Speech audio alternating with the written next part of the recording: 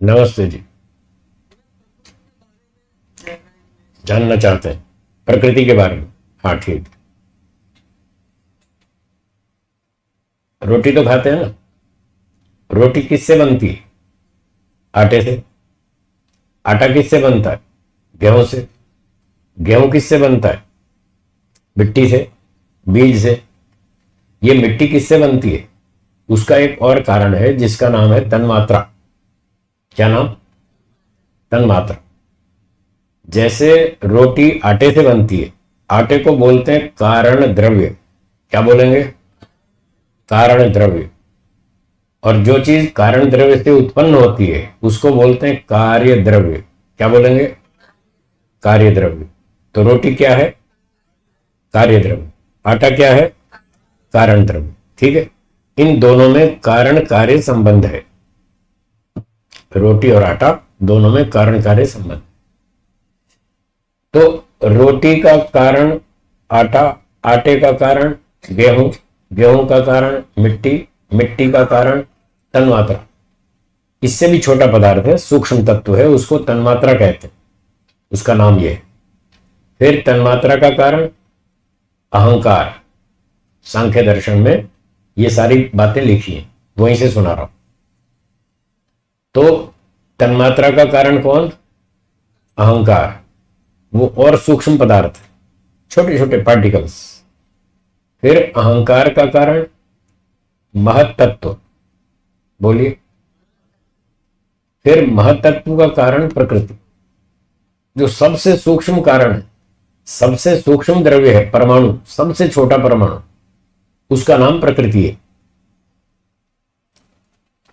उस प्रकृति में 3 प्रकार के कण हैं, पार्टिकल्स। 3 वैरायटी। जैसे आपकी रसोई में एक चने की दाल, एक मूंग की दाल, एक उड़द की दाल, 3 तरह की दालें हैं। तो ये 3 प्रकार की दाल समझ लीजिए। एक सत्वगुण, एक रजोगुण, एक तमोगुण। एक सत्वगुण की दाल है, ढेरी, खूब लंबी चौड़ी। एक रजोगुण की ढेरी है, उसमें बहुत परमाणु है। एक तमोगुण के परमाणु है, ढेर सारे। उन सारे प्रकार, तीनों प्रकार के सभी परमाणुओं का जो समुदाय है उसका नाम प्रकृति है। वो संसार का मटेरियल सबसे सूक्ष्म तत्व है। मटेरियल्स में, भौतिक द्रव्यों में सबसे सूक्ष्म है, उसका नाम है प्रकृति। वो अनादि है, नित्य है, वो कभी उत्पन्न नहीं हुई। जो वस्तु उत्पन्न होती है वो नष्ट होती है, जो उत्पन्न नहीं होती वो नष्ट भी नहीं होती। तो प्रकृति उत्पन्न हुई? नहीं हुई। क्या वो नष्ट हो जाएगी? नहीं होगी। ये संसार उत्पन्न हुआ है, ये नष्ट हो जाएगा। जब ये नष्ट हो जाएगा तो प्रकृति बची रहेगी, वही सत्व रजतम। 3 तरह के परमाणु बचे रहेंगे, उसका नाम प्रकृति है। वो जब प्रलय होगी, सब जगत नष्ट हो जाएगा, उस समय जो परमाणु बिखर जाएंगे स्पेस के अंदर, आकाश में सारे परमाणु बिखर जाएंगे, फैल जाएंगे। जैसे समुद्र के किनारे पर रेती होती है, रेती रेती फैली होती है ना, ऐसे रेत से भी बहुत छोटे कण होंगे, ऐसे फैले पड़े रहेंगे। वो है प्रकृति। और फिर उसी प्रकृति से ईश्वर दोबारा नई सृष्टि बनाएगा। इस तरह से ईश्वर सृष्टि बनाता रहता है और अंत में नष्ट करता रहता है, बनाता रहता है, नष्ट करता रहता है। सृष्टि उत्पन्न होती है, नष्ट होती है। जिस मटेरियल से पैदा होती है उसका नाम प्रकृति। वो मटेरियल सत्वरजतम ना कभी उत्पन्न होता है, ना कभी नष्ट होता। वो नित्य अनादि पदार्थ। ये है प्रकृति। और कोई प्रश्न हो तो बताइए। जी नमस्ते। नमस्ते जी। मोक्ष की अवस्था में जीवात्मा ब्रह्मांड का चक्कर लगाता है। ठीक है, घूमते हैं। ठीक है। तो वैसे जीवात्मा का एक स्वाभाविक गुण है अल्पज्ञता। तो अब ये सारा घूम लेगा, ये तो उसको कुछ याद रहना तो नहीं रहेगा, भूल जाएगा, भूल जाए। भूल जाएगा। और स्पेस में भी चीजें रिंग की तरह है चारों तरफ। हाँ ठीक है। वो अल्पज्ञता के कारण एक दिशा में ही अगर जाएगा तो भी उसको पूरा तो कुछ समझ नहीं आएगा, भूल जाएगा। भूल जाए। हाँ, कितना भी लंबा जाएगा, कितना भी देखता जाएगा, देखता जाएगा, देखता जाएगा, 2-4 साल तक याद रहेगा, फिर भूल जाएगा। प्रकृति की भी मात्रा इतनी है कि मान लो एक लाइन में अगर चलता है तो भी शायद ही अंत है, करोड़ों साल तक चलता रहेगा। चलता है। हाँ, बहुत लंबी है सृष्टि, इसलिए वो बोर नहीं होगा। इसलिए बोर नहीं होगा, उसको नई नई चीजें मिलती रहेंगी। पिछली वाली भूल जाएगा, फिर नई नई देखेगा। वही पुरानी जब दोबारा देखेगा तब तक भूल चुका होगा, तो फिर उसको नई नई लगेंगी, इसलिए वो बोर नहीं होगा। करोड़ों साल तक तो नहीं होगा, अंत में एक दिन आ जाएगा, बोरिंग पॉइंट भी आ जाएगा, लेकिन करोड़ों अरबों वर्षों तक वो मस्त रहेगा जी। लेकिन पूरी सृष्टि देख लेगा ऐसा कहीं मुश्किल लगता है, मुश्किल। मुश्किल लगता है। देख भी लेगा तो याद नहीं रहेगी, भूल जाएगा। तो वो भी नहीं देखने ना देखने जैसा ही हुआ, अगर भूल गया तो ना देखने जैसा ही होगा, जी। क्योंकि उस भूली हुई चीज को फिर दोबारा देखेगा तो फिर नहीं लगेगी, तो देखी ना देखी एक बराबर हुई।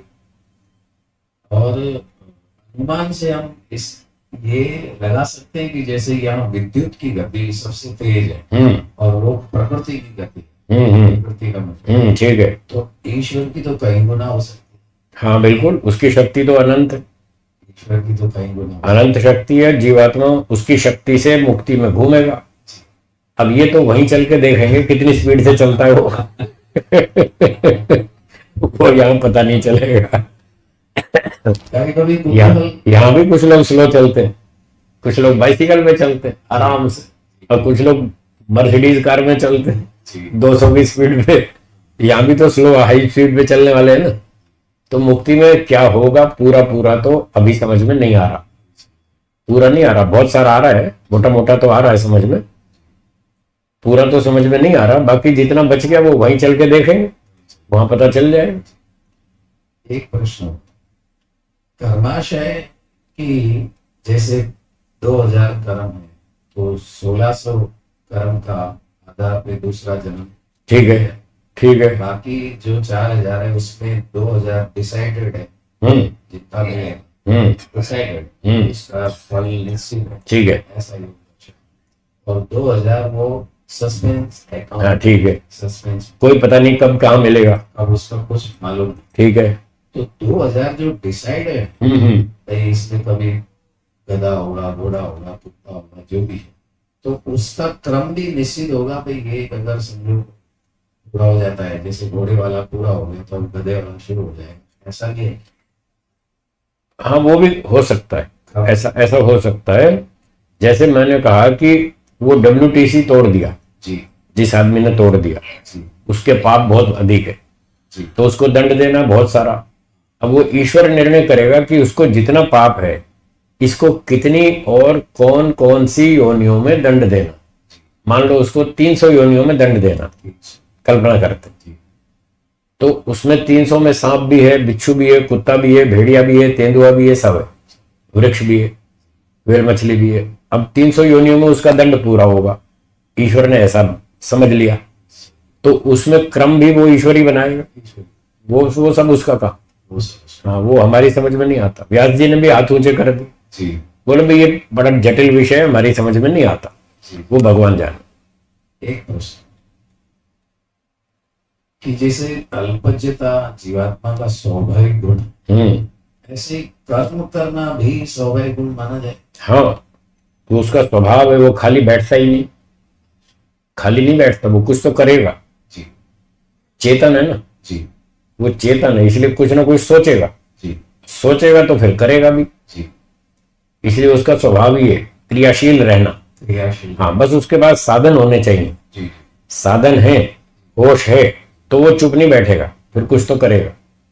तो स्वाभाविक होने के कारण जैसे अल्पज्यता उसमें से कभी नहीं निकल पाई, ऐसे उसका कर्मों का भी जो, हाँ कर्म शून्यता भी नहीं होगी। उसकी शर्त बता दी, साधन होने चाहिए तो कर्म करेगा, जी, साधन अधूरे हैं तो नहीं कर पाएगा। वो प्रलय में नहीं होगा। हाँ प्रलय में कोई काम नहीं करेगा क्योंकि साधन नहीं है। जैसे ही साधन मिलेंगे वो शुरू हो जाएगा। जी, हाँ बच्चे को आप बिठा दो 10 मिनट ऐसे बैठना बेटा, हिलना नहीं, तो नहीं बैठ सकता। 10 मिनट 2 साल का बच्चा चुपचाप ऐसे आसन लगा के नहीं बैठ सकता, तो बस उसकी आदत है, कुछ तो करेगा। इसलिए दृष्ट और अदृष्ट जन्म इसलिए ये अनादिकाल से चक्र चल रहा है, अनंत काल तक चलेगा, चले, चलता रहेगा, ये कभी खत्म नहीं होगा। हम मुक्ति में जाएंगे फिर वापस आएंगे, फिर जाएंगे, फिर वापिस आएंगे, फिर जाएंगे, फिर आएंगे। ये चक्र भी अनादिकाल से है, अनंत काल तक चलेगा, ना शुरू हुआ ना खत्म होगा। जी। एक अनुमान एक और लगा सकते हैं गुरु, आखिरी प्रश्न, बोलिए बोलिए। कि इस सप्ताह भर जैसे काम करते हैं तो रविवार की काम, छुट्टी आती है, एक दिन छुट्टी के लिए 7 दिन काम, हम्म 31 दिन 10 तरफ छुट्टी, तो काम इससे लंबा होगा, आप ये लगाना चाह रहे हैं? क्या अनुमान लगा? ऐसा कोई जरूरी नहीं ऐसा- ना। अच्छा, इतना भी कहीं हो सकता है कि कम से कम जितना मोक्ष का समय है इतना काम करने का भी समय, मतलब 2 दिन छुट्टी 2 दिन काम, बराबर। ऐसा भी लगे तो भी 36,000 बार इंतजार, नहीं नहीं, ऐसा कुछ नहीं, ऐसा कुछ। ऐसे कोई गारंटी नहीं है। जी। ये तो व्यक्ति की अपनी ऊहा, योग्यता, चुस्ती, फुर्ती के ऊपर डिपेंड करता है कि वो जल्दी जावे या देर से जावे। शॉर्टकट। हाँ, शॉर्टकट भी मार सकते हैं लोग, कोई लंबा कट भी मारते हैं, तो ये कोई समय का निर्धारण नहीं कर सकते, ऐसा कहीं नहीं है। शास्त्र में ये लिखा है, न काल नियमो। जी। मुक्ति प्राप्ति में समय का कोई नियम नहीं। हाँ, कोई 2 करोड़ जन्म में जाए, कोई 20 अरब जन्म में जाए, उसकी मर्जी, हर एक की अपनी इच्छा है। जिसको जितना जल्दी समझ में आएगा वो उतना जल्दी मेहनत करेगा, समझ में आने की बात। इसीलिए लिखा है ज्ञानान मुक्ति, सांख्य दर्शन में 3रे अध्याय में लिखा है, 23वां सूत्र, 3:23, ज्ञानान मुक्ति। ज्ञान से मुक्ति होती है। जब जिसको ज्ञान हो जाएगा कि संसार बेकार है, वो निकल लेगा, चल पड़ेगा मुक्ति की तरफ, वो स्पीड पकड़ेगा।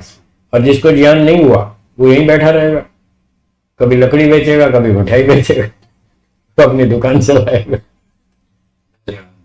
जी।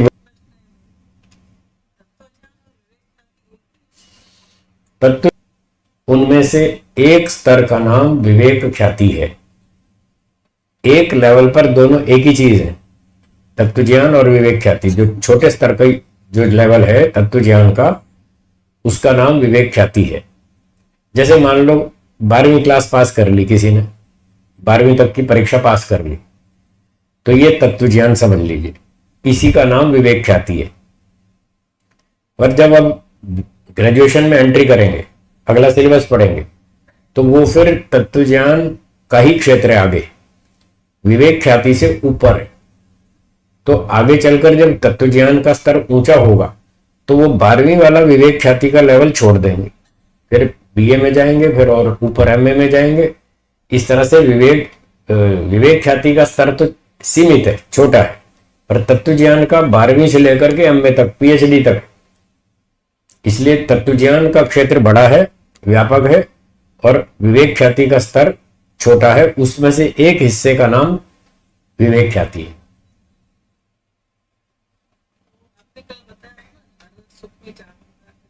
क्या होते हैं? हाँ हाँ, सुख में 4 प्रकार। कैसे देखते हैं? हाँ, वैसे तो प्रश्न पूछा तो अभी उत्तर दे रहा हूं। बाकी 4 दुखों की व्याख्या रात को आएगी, आज की क्लास में, आखिरी क्लास में इस सत्र की एक रात की क्लास है, उसमें बताएंगे। तो जलेबी में 4 तरह के दुख कैसे होंगे? इसका उत्तर है, पहला दुख है परिणाम दुख। परिणाम दुख का मतलब खूब पेट भर जलेबी खाओ, आपका पेट भर जाएगा, जबान भी थक जाएगी, और मीठा नहीं खाया जाता, आप खाना बंद कर दें, पेट भी भर जाएगा, जबान भी थक जाएगी, मन की इच्छा पूरी नहीं होगी, मन में इच्छा बनी रहेगी, तो जलेबी और खा लेता तो अच्छा होता। मन में इच्छा अभी भी बनी रहेगी, वो नहीं खत्म होगी, ये परिणाम दुख है। इच्छा बनी हुई है और खा नहीं पा रहे, मन मसोस के रह गए, क्या करें, कैपेसिटी नहीं है। और कईयों की कैपेसिटी होती है, वो खाते हैं जम के, खूब खाते हैं। तो खाने की इच्छा जो है ना, मन में जो इच्छा है, सुख लेने की इच्छा, वो खत्म नहीं होगी, ये परिणाम दुख है। ताप दुख ये है कि आपने 4 बजे शाम को जलेबी मंगा के रख ली और सोचा भाई 8 बजे खाएंगे रात को भोजन के साथ, डिनर के साथ।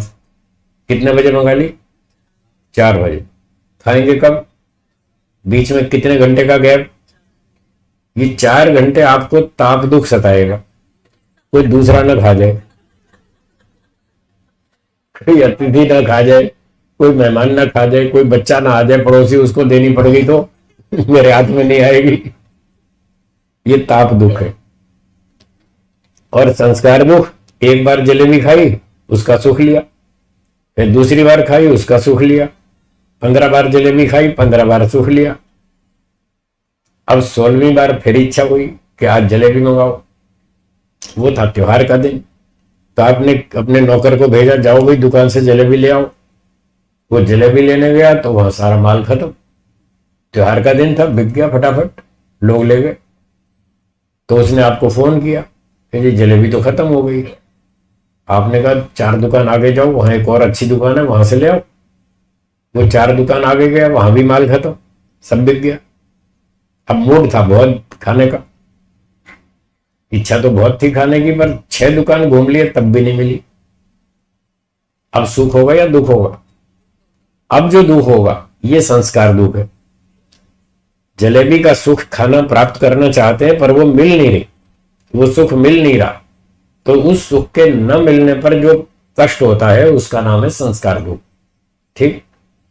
और चौथा है गुणवृत्ति विरोध दुख।